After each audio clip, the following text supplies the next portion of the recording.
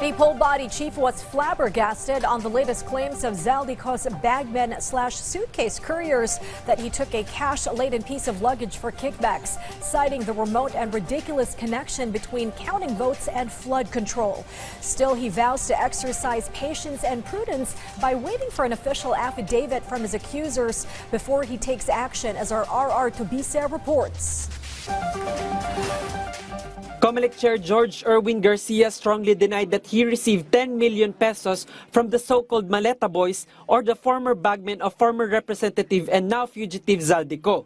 Napakalaking kasinungalingan. Dito sa ating bansa ngayon, napakadali kasi magbenta ng kasinungalingan basta may presyo.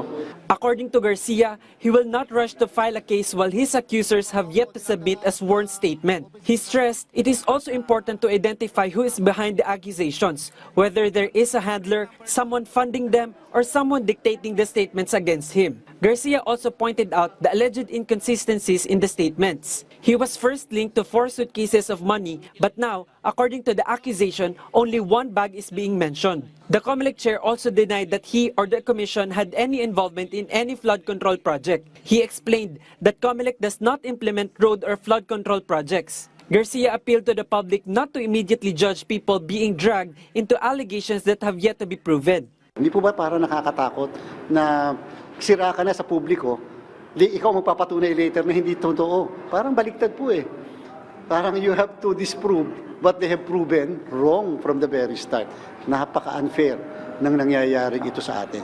Meanwhile, the Pole Body continues to prepare for the special election in Dasmariñas, Cavite on August 29. But Garcia admitted that funding remains a problem. The city government of Dasmariñas may be able to provide assistance, but it may not be enough to cover the nearly 191 million pesos needed for the election. The COMELEC is also preparing for the Bangsamoro parliamentary election on September 14 and the upcoming barangay and Sangguniang Kabataan elections.